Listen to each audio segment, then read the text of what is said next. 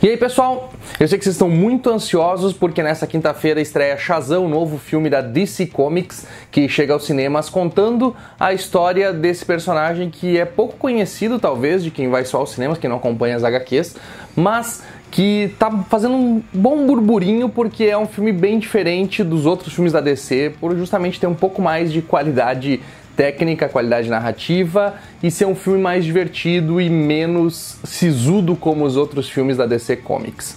A gente conferiu ele na cabine de imprensa nessa semana e eu já posso garantir pra vocês que vai ser uma boa experiência para quem for nos cinemas conferir ele. A trama, para quem não sabe, acompanha Billy Batson, que é um órfão que vai parar numa casa de acolhimento. Ele ainda não está acostumado com a nova família adotiva que ele tem, então ele ainda é um pouco problemático e nesse meio tempo ele acaba sendo convocado por um mago poderoso chamado Shazam, que está procurando um campeão puro de coração que possa receber os seus poderes. E a partir daí ele se torna um super-herói adulto, ele se transforma num adulto toda vez que ele fala a palavra Shazam e usa esses poderes então para combater o crime, para agir como uma criança com superpoderes e corpo de adulto agiria basicamente.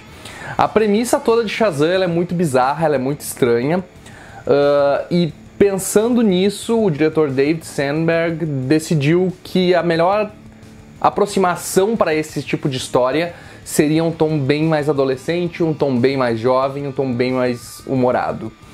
E ele acertou em cheio nessa caracterização.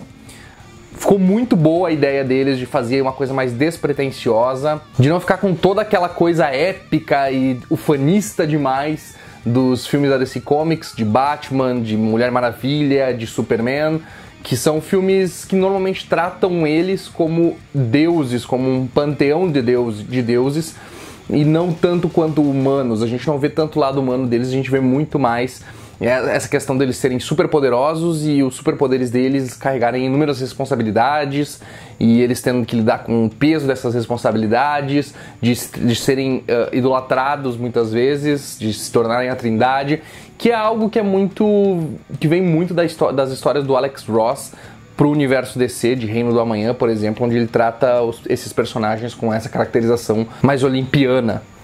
Esse é um tipo de coisa que a DC decidiu abraçar como seu foco para os filmes e que, na verdade, quando eles tentaram fazer uma coisa mais despojada, uma coisa mais simples, uma coisa mais humana, mais próxima da realidade, foi onde eles acertaram melhor, que foi Shazam no caso. Então, a princípio, quando você começar a assistir, a primeira coisa eu acho que você vai pensar é que Shazam é muito mais próximo de um filme da Marvel do que um filme da DC. Eu acho que é a primeira impressão que fica quando a gente começa a assistir ele. Mas ao mesmo tempo ele tem uma própria identidade, ele tem uma ideia própria daquilo que ele está fazendo e de onde é que ele quer chegar com isso. Um dos grandes destaques desse filme é a participação do Zachary Levi, que é a versão adulta do Billy Batson, ou seja, ele é o Shazam mesmo, e que está simplesmente hilário no papel principal.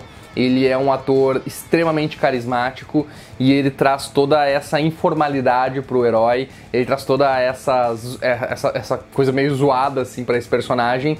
E é muito gostoso de ver isso, tipo um herói que não se leva a sério, um herói que tá fazendo piada, que tá brincando com o que tá acontecendo, que age como se fosse um adolescente com superpoderes, que era mais basicamente isso. Até mesmo se a gente parar pra pensar, o próprio Homem-Aranha, muitas vezes, mesmo sendo um adolescente, ele é um pouco mais sisudo do que o normal.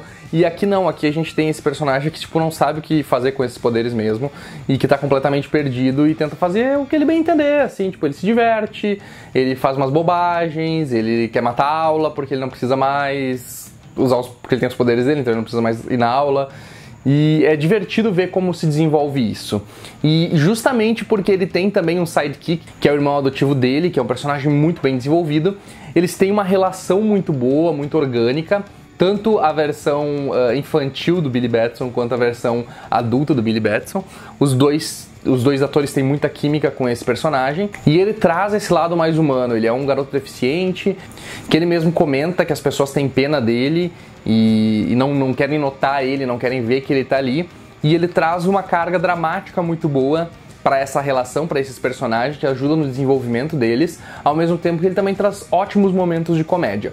Toda a história do Billy Batson como órfão é muito bonita, é muito bem feita, muito bem escrita. tu te apega a esses personagens, aos irmãos dele, à nova família dele, tu consegue sentir o que ele tá sentindo. Meu único problema com essa questão da relação é a forma como o personagem acaba mudando de ideia. No começo da história, o Billy Batson é um pau no cu, é um filhinho da puta, sabe? Tu entende que ele tá chateado porque ele foi abandonado pela mãe dele, tu sabe disso tudo, mas ele é muito pentelho, e quando ele finalmente vira a chave, a transformação ela é um pouco brusca demais, porque a gente não tem ali um meio termo onde ele começa a mudar de ideia. A gente vê ele mudando e ele vira um pau no cu de novo, e aí no final ali ele dá uma virada total e aceita a família dele. Eu acho que poderia ter um pouco melhor desenvolvido essa parte, porque o resto estava muito bem, eles estavam muito bem escritos, eles estavam muito interessantes, os personagens secundários estavam muito bons, a família dele era muito legal, então eram personagens divertidos, carismáticos, que a gente gostava de ver, e a situação toda é muito relacionável. Então eu acho só que faltou ali a gente ter um desenvolvimento um pouco melhor do Billy Batson antes dele virar... antes dele se tornar realmente o herói que ele deveria ser, o Shazam. E falando em questão de ação, o filme é muito bom. Ele tem ótimas cenas de descobrindo seus poderes, de lutando contra os vilões. Acho que esse tipo de coisa é algo que não falha muito. A única coisa que fica devendo novamente é o terceiro ato. O terceiro ato de todos os filmes de super-heróis é uma coisa meio difícil da gente julgar, de achar alguma coisa diferente. Esse aqui não é muito. Tem uma grande batalha. A grande batalha é um pouco enrolada demais.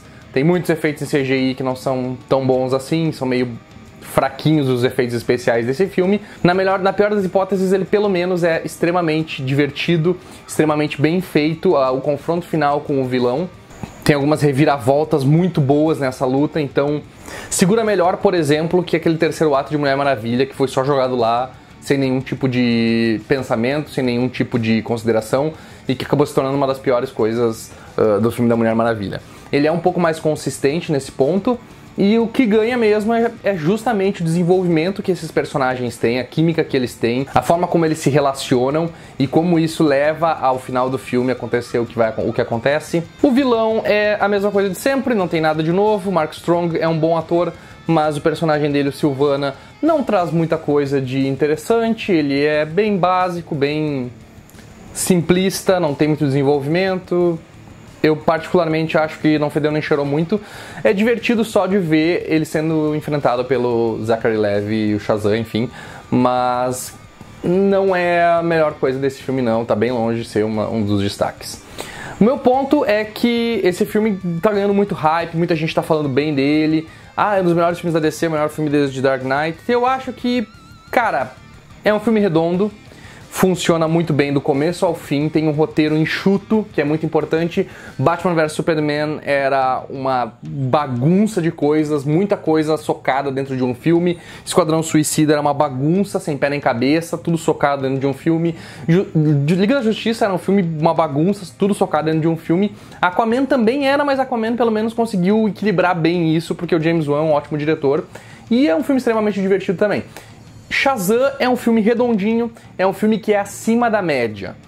E é isso que a gente pode dizer dele. E pra descer, acima da média é um esforço tremendo já. Porque o que a gente já teve de porcaria que saiu desses filmes aí, o que a gente já teve de decepção, eles precisam só baixar a bola um pouco e começar a pensar em fazer filmes mais como Shazam.